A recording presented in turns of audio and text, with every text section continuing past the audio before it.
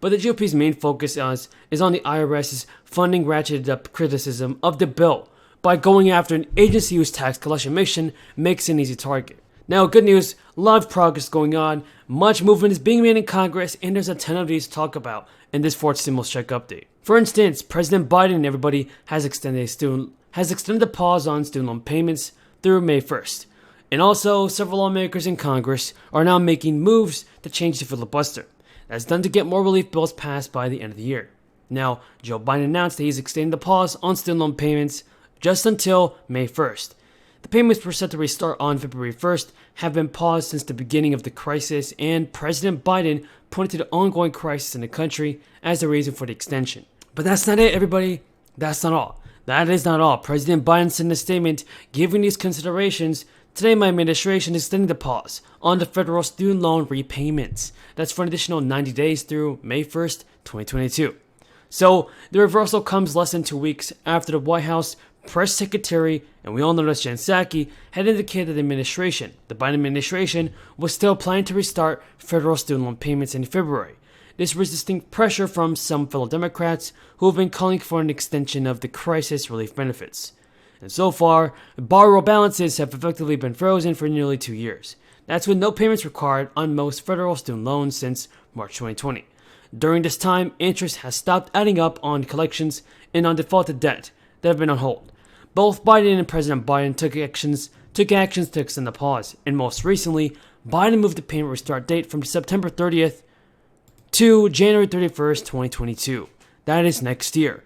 Now, the Biden administration has already made clear at the time that this would be the final extension, but we don't know how this is going to be. It might not be the final extension, but it might be. But Chuck Schumer and Elizabeth Warren, and even Ayanna Pressley, have been pressuring Biden to extend the student loan repayment pause and applauded the extension announcement. They continue to urge Biden to take further action and cancel up to $50,000 of student loan debt per borrower, that is. He even said, President Biden, during his campaigns, on the presidential campaign, that he would support canceling $10,000 per borrower. But he has not taken any actions toward this move. And right now, House progressives are calling on Joe Biden to use his executive power to implement parts of the Democratic agenda. That was stalled out in the Senate this month when Senator Joe Manchin said he couldn't vote for it. So, like Joe mentioned, everybody, in my previous videos I've been talking about, is the main reason why the stimulus checks haven't been sent out yet. The Congressional Progressive Caucus did say in a statement that today, the elected leadership of the Congressional Progressive Caucus is calling on the president and the Democrats who believe in the need of the Build Back Better for climate care and, of course, those seeking economic dignity. Now, Senator Chuck Schumer said that the Democrats will take up the voting rights bill once they return to work in January. Now, he also warned that they will also bring up changes to the Senate rules if Republicans block this bill. But to pass changes to the Senate rules, Schumer would need total unity within his caucus, and something he doesn't currently have. Schumer's decision to force a debate on changing the rules could put him at odds with, like, Democratic Senator Joe Manchin and Chris Sinema, for example. Both of those people have said they support the 60-vote threshold currently required for the most legislation in the Senate. So thank you again for your support, and if you have any more questions about the fourth stimulus check, just leave them in the comments below, and I will do my very best in answering them. Thank you again for everybody. Thank you again for your support, everybody. And until next time, have a great day. $1,500 subsidy if you buy it, and it was made in a union plant. I mean, they talk about discrimination, and then they were going to spend a huge bunch of money to set up gas stations, refueling stations for these electric vehicles. And even Elon Musk, the founder of Tesla, says, forget it, we don't need it. Mm-hmm. No, I know his environmental policies would also be neutral, and I'm glad that you brought that up. So no singling out electric vehicles for tax credits. It seems reasonable. Here's more on Cardin on what the bill may ultimately look like if passed. Watch. Well, that's a strategy decision that's being negotiated. We are open to a way to reach the finish line. We want to see it as comprehensive as possible, but we need to make sure that we have the votes to pass it. So that means it'll be different than some of us would like to see. Are they really open? I mean, Democrats are on the attack against West Virginia Senator Joe Manchin since his announcement last week that he'd be a no vote on the massive Build Back Better spending plan. And now the narrative against Manchin is that he's a callous guy about child poverty. I mean, what grounds are they basing that accusation when Manchin is calling instead for child tax credits by imposing a work requirement for the child tax credit. How is that bashing?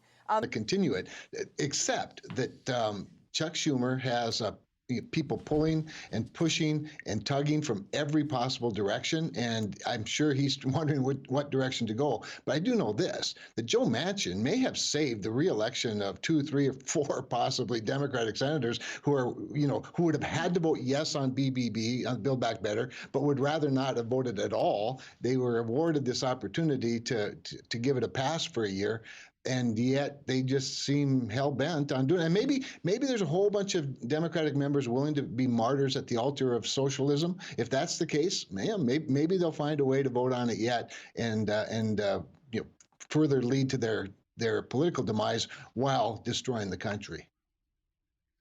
Well, Senator, it just occurs to me in terms of Chuck Schumer's legislative and political strategy, that he may not be calling the shots. AOC may be calling the shots. What some people call Sandy Cortez, the House member, who may run against Schumer in the primaries in New York. But, I mean, he's kowtowing to her and her group. That's what it sounds like. I don't think there's any question, Larry, that in the back of Chuck Schumer's mind, every move he makes, every vote he calls, he's thinking about AOC and the possibility that she'll run against him in a Democratic primary in New York. I do think that's one of those pressure points I talked about earlier. Now, in addition to that, of course, he's got a White House that's tugging at him. He's got Speaker Pelosi that's pulling. They're all responding to those very same pressure points. But it is, in my mind, what's such a great tragedy about it is that a once great Democratic Party has become this bizarre socialist agenda where they seem to be putting all the chips on the table this year while they have control of the House, the Senate, and the White House. And thank God for Joe Manchin and others like him, but especially Joe Manchin, who has, trying to save America and in the process may very well save the Democratic Party. Well, I don't think I'll save the Democratic Party, but I think all of us will help save America. I mean, yeah. Kevin, the country hates this bill, okay? Yes, the country just hates this bill. And Senator, can I just, we were talking about Manchin and other matters, whether Manchin might switch parties. Mitch McConnell on my show and elsewhere have suggested, he's all open to it. I don't know if it works for Joe Manchin or not.